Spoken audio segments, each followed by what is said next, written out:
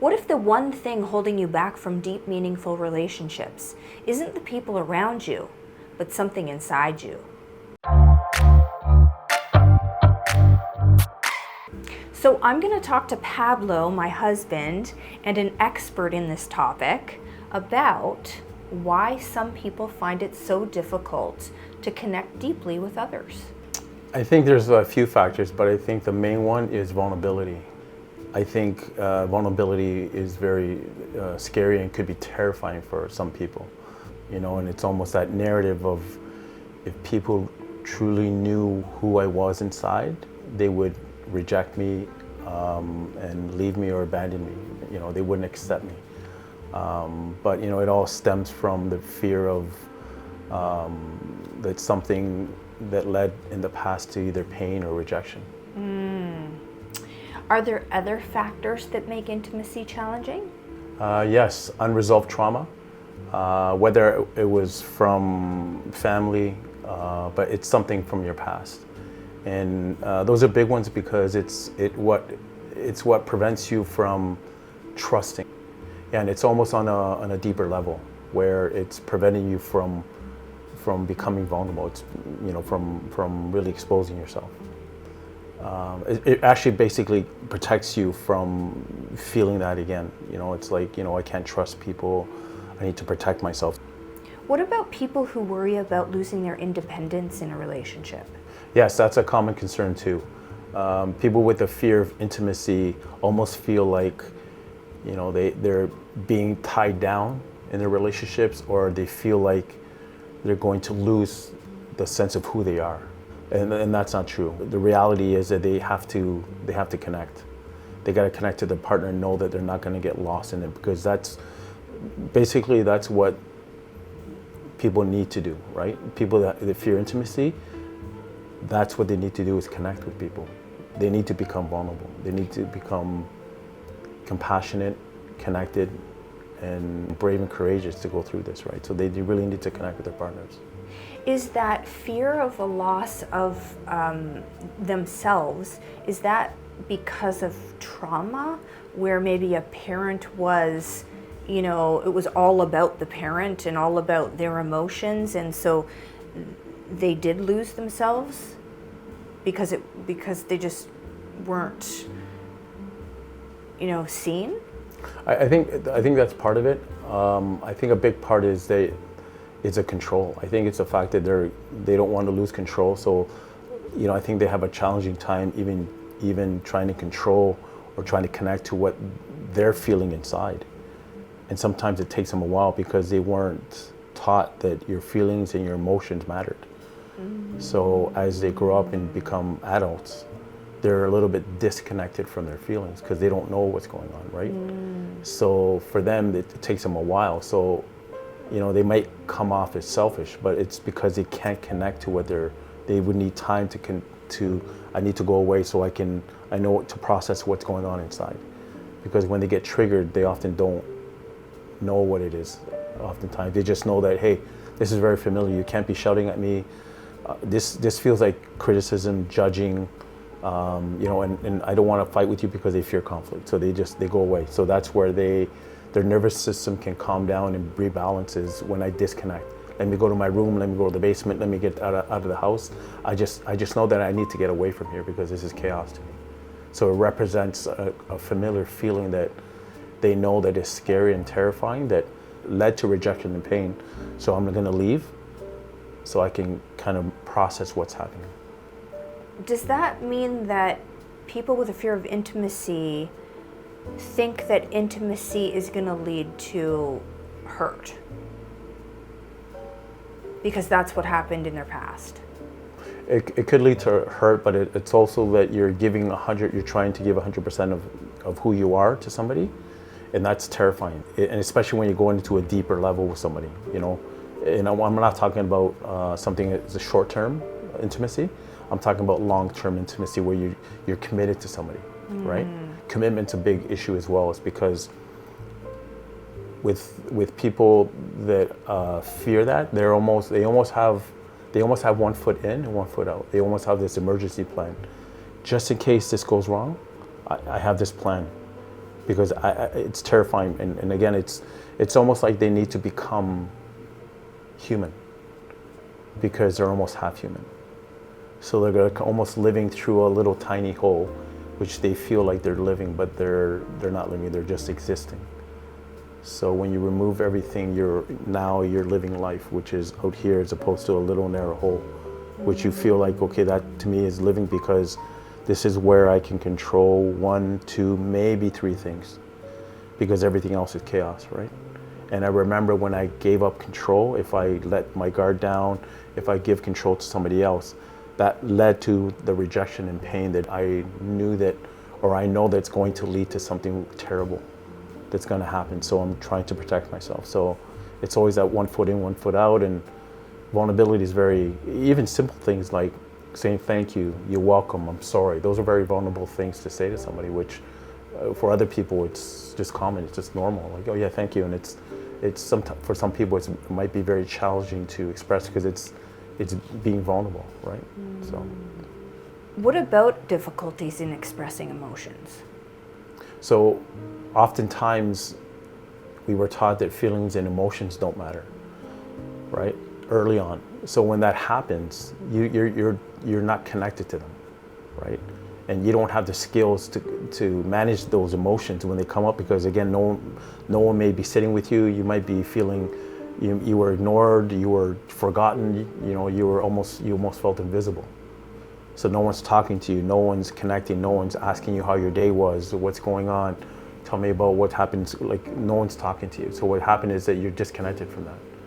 So then again, as you get older, become an adult in your relationships, you're just not connected to that, right? And common feelings that you are connected, that come almost natural to you, is anger, aggression, rage.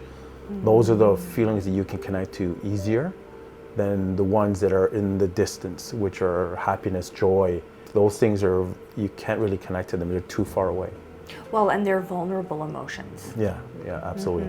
And it's like going to a party, a get-together, a celebration, and you'll probably be one of the only ones that you can't connect, right? Everyone's, like celebrating, and you're just kind of faking it. You're just like, okay, this is the way we're supposed to behave, but inside you cannot connect to that happiness and joy, and so you can't really feel it. So the defense mechanism of not getting close and not being vulnerable protects you from the pain, but it also keeps you away from joy and all the wonderful feelings. Right. When you numb the darkness, you numb the light. So there's no way that you can experience those true feelings of happiness and joy and those high emotions. You're gonna kind of almost suppressing, like you've done all your life, is suppress feelings. I'd rather just be even keel. I'd rather just be like calm, right? And maybe it might be known as, oh yeah, he's pretty even keel all the time. He doesn't express emotion, because maybe that's just a more comfortable, soothing place for you to be, right? I don't want to be too high and I don't want to be too low. I just want to be here. And then if things happen to me where, and then you never experience the highs. It's almost like you're not worthy of that experience. You're not worthy of happiness and joy because there's some narrative inside of you saying that you're not worthy of that, right? It's just, you've never had it. So why there's no need for that, right? So is that sort of what's happening underneath everything, is that you feel like you're not worthy, and if you get close, that person might see that? I think that's one of the biggest narratives, is that you feel like this deep feeling of failure, that you are a failure, you're not good enough, you're not worthy, you're not valued, you're not seen, you're a disappointment, you're not worthy of love. And it's, it shows up in relationships where you're again 1 foot in, 1 foot out, you're just giving just enough, and then there's challenges in relationships, but not even in relationships, but even with your own family, with your friends. Like, oftentimes we only have very few friends, maybe 1, maybe 2, because again, can't have too many friends because, and maybe the friends that you do have don't really truly know who you are inside. Because if they truly knew who you were inside, they would reject you, right? They would leave you, they would abandon you, they would think that you're terrible, you're awful, you're no good, right? They would just leave you, right? And is there this behavior where people with fear of intimacy reject the other person before they can be rejected? Yeah, and I think common patterns in the life is where, some of them will sustain relationships only for perhaps 6 months to 12 months. And then there's this pattern where around that time is when relationships start to get close, right? You're not just dating your partner for a couple months, 3 months, but now it's getting into almost 6 months, a year, now it's getting serious. So it's like, okay, well, I remember now, I remember what happened now when I get too close, right? People hurt me. Can't trust them, right? People that I did trust, they hurt me, led to pain, right? And the pain led to severe consequences. It led to altering changes in my life. And that was the narrative, right? So then it's like, okay, well, I got to disconnect, right? So, you'll find that things don't last as long, and you'll find these patterns that keep repeating, right? Is that, okay, oh yeah, I've been dating this person or people for maybe 6 to 12 months and I can't go past that.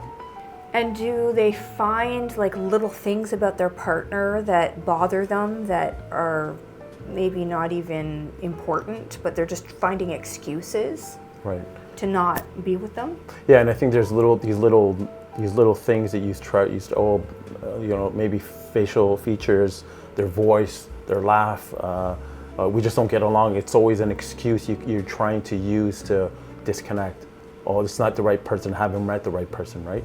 Oh, we're not compatible in this way, and just little subtle things where, in reality you can work through, right?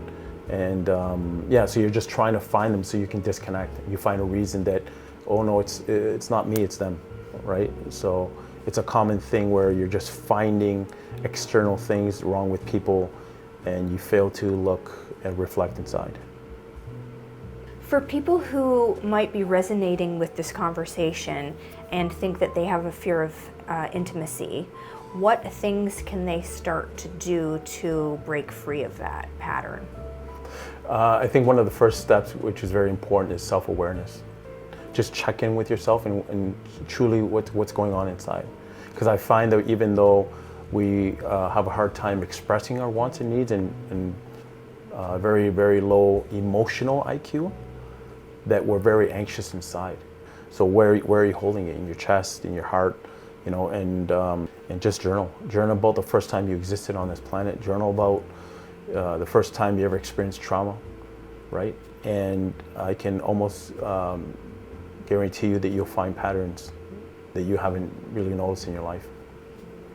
Another key aspect I think that's very, very important is expressing your wants and needs. I think because we don't communicate well, we're poor communicators, again, because we weren't taught that. We need to start to practice that. Because I think the narrative, maybe for your whole life, is that everyone else's needs and wants are important except mine. So that's the narrative and message you got for many, many years, because perhaps you were a people pleaser and you're just pleasing everybody else because you don't want to feel like you're inadequate or insufficient, or I'm just, that narrative inside that I'm not worth anything. So then you become a people pleaser. But I think it's very important that you start expressing your wants and your needs and communicating that to your partner, your friends, family. As you start to do that and heal and start getting healthier, it will become second nature. It will become where you feel like, because you're in a healthier space, that, oh my gosh, I need to express myself now because I'm not hiding anymore. I need to, because your body will start saying, hey, you need to protect yourself. You need to protect us. So you need to express, even though it's gonna be a little bit challenging, express that you don't want to do that or you don't want to go here. That's very, very important, because if you don't and you continue not to express your wants and needs and communicate, that will lead to resentment, right? And because you're not speaking, it will come out in some form, whether it be anger, aggression, rage, it will come out in some form, right? So just getting to the habit of expressing what you want and what you need, and knowing that your needs and wants are just as important as your partners and your family or your friends or whoever else. Those are some really great suggestions. Thank you. Mm-hmm. Intimate relationships are difficult, but they're well worth the work, right? Yes. We know. Yeah. If you enjoyed this video or you resonated with any of the information, please comment below. And if you want more tools and insights on relationships, please subscribe and watch our other videos on our channel. Thanks for watching.